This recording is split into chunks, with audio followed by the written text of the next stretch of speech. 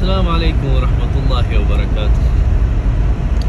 الله پاک انسان ته ستر نعمتونه ورکړي دي. ستا بدن، ستا لاس، ستا پښې، سترګې، خوله، غوږونه، دا ټول د الله پاک نعمتونه دي. د الله پاک نعمت د الله پاک په لار کې صرف کړئ. دغسې انسان چې د ځمکې په سر باندې پیدا شوی دی، د هغه لپاره د ژوند ټول سهولتونه ورته برابر کړي.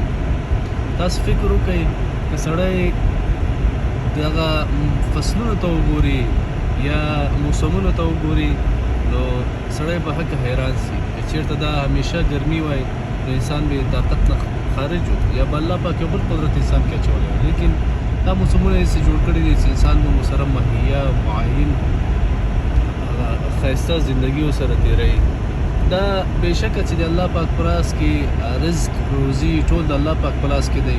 چاته کمه چاته زیاته دا د الله پاک ویش دی او الله پاک یې هر چا ته تقسیموي. بهترین انسان هغه دی چې د الله پاک عبادت وکړي، رزق د الله پاک نه وغواړي، تمه توقع د بل چا نه کوي. الله پاک ستر روزي رسان دی. تاسو پوهېږئ په دعا سره تقدیر بدلېدلی شي. یو بل ته دعاګانې وکړئ. که چا اقتصادي مشکل دعا ورته وکړئ چې الله پاک اقتصادي مشکل حل کړي. یو له نور نه مهمه خبره دا ده چې ډېر ملګري وایي چې زه سهار لمانځه نه وروسته ویده کېږم. دا څنګه مسله ده؟ سهار لمانځه نه وروسته د عذر په صورت کې هېڅ مشکل نشته ویده شه. لیکن تاسو پوهېږئ سهار لمانځه نه وروسته کوم کار دی چې کېږي، ډېرو ته به دا مسله معلومه نه وي. لیکن د سهار لمانځه نه وروسته الله پاک د هغې ورځې رزق خپل بندګانو ته ویشي. نو هغه کس چې ویده وي هغه نو غافله پاتې شي.